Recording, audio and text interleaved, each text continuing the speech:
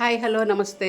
మీకు ఈరోజు శ్రీరామనవమి కోసం బూరెలు బెల్లం పంచదార ఏమీ లేకుండా చేసి చూపిస్తున్నాను. దానికేమో మనం పెసరపప్పుతో ఇడ్లీలు చేస్తాం కదా, నానబెట్టి అది స్పెషల్ ఏంటంటే కండసారి పంచదార బదులు అది వాడుతున్నాను అనమాట. అలాగే ఒక కప్పు కొబ్బరి తురుము, 2 స్పూన్ల నెయ్యి. ఇది కండసారి అంటే ధాగా మిశ్రీ అంటారనమాట. దీన్ని న్యాచురల్ వేలో తయారు చేస్తారు. చెరుకు రసాన్ని బాయిల్ చేసి దగ్గర వచ్చాక దాన్ని ధాగా మిశ్రీ తయారవుతుంది. దాని పౌడరే కండసారి అనమాట. ఇది బెల్లం తర్వాత నెక్స్ట్ అనమాట. దీంట్లో ఏం కెమికల్స్ అస్సలు వాడరు, అలా బాయిల్ చేస్తారు. ఇంకా బెల్లంకి మీకు ఇది సున్నం వాడుతారు, దీనికి అది కూడా ఉండదు. చాలా మంచిది, న్యాచురల్ వేలో తయారు చేస్తారు. ఆ తర్వాత మనం ఇది వాడడం వల్ల కూడా మంచి హెల్త్కి మంచిది. మనం టీ, కాఫీ, స్వీట్స్, కుకీస్ అన్నిటికీ వాడుకోవచ్చు. షుగర్ బదులు అనమాట. బెల్లం పౌడర్ కూడా వాడుకోవచ్చు, దానికంటే షుగర్ లాగా అనిపిస్తుంది దీని కంటెంట్ అనమాట. ఇంకేగో మనం కొబ్బరి తూరు వేసాను, మిగిలింది ఏం చేశానంటే ఫ్రీజర్లో పెట్టా. 2 కప్పులు అయింది, 1 కప్పు అవసరం. ఫ్రీజర్లో పెట్టుకుంటే మనం చక్కగా ఎప్పుడైనా తీసి వాడుకోవచ్చు. ఒక 50% వేగితే చాలు మనకి. అది చూడండి కండసారి దాని ఫ్లో ఎలా ఉందో, మనకి షుగర్ ఉన్నట్టే ఉంటుంది. చాలా షుగర్లోని మనకి సల్ఫర్ అవి వేస్తారు, ఇందులో ఏమీ కెమికల్స్ ఉండవు, వాడుకోవచ్చు. బ్రౌన్ షుగర్ బదులు కూడా అది బెస్ట్, చాలా బాగుంటుంది.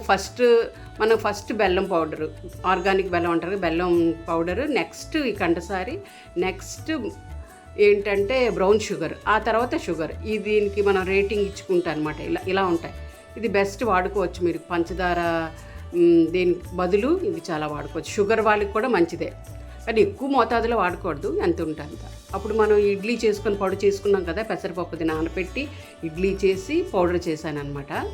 అది ఇందులో వేసుకొని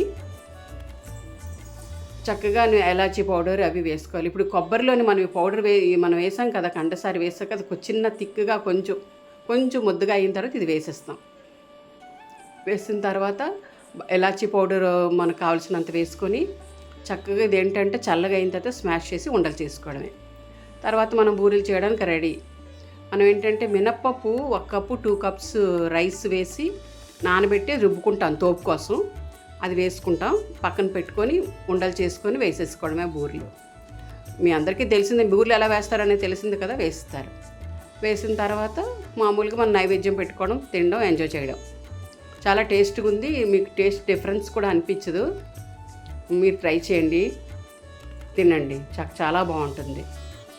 ఎంత చక్కగా వచ్చాయంటే టేస్ట్ చాలా బాగుంది. మనకు మామూలుగా జనరల్గా మనం చేసుకుంటాం కదా, కుడుం బూరెలు అంటారు, కొందరు పూర్ణం బూరెలు అంటారు, అలా అనమాట. రకరకాల పేర్లు ఉన్నాయి. ఇది చూడండి చక్కగా మంచి బ్రౌన్గా వచ్చిన తర్వాత తీసిన తర్వాత మీరు ట్రై చేయండి, కండసారితో చాలా బాగుంటుంది. ఇదిగోండి మనకు చక్కగా రెడీ అయిపోయింది. ఇప్పుడు తీసుకెళ్ళి మా వారికి టేస్ట్ చేయమని ఇస్తున్నాను అనమాట, తీసుకెళ్తున్నాను. చెప్పండి ఎలా ఉందో అడుగుదాం.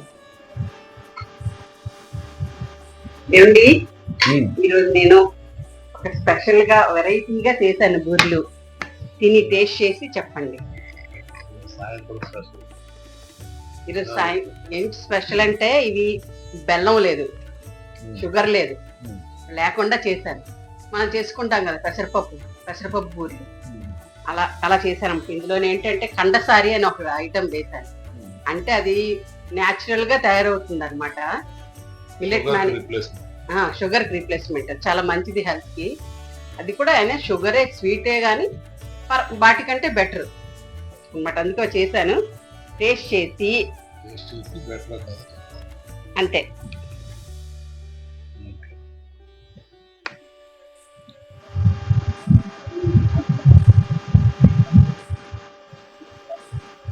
మామూలుగానే ఉంది, స్వీట్నెస్ అంత బాగానే ఉంది, చాలా బాగుంది, అన్ని బాగా కుదిరాయి. నేను కూడా తింటాను.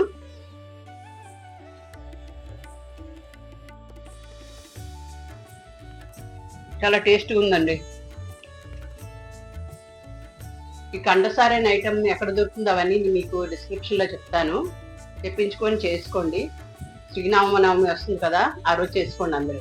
చాలా బాగుంటుంది, హెల్త్ కూడా మంచిది.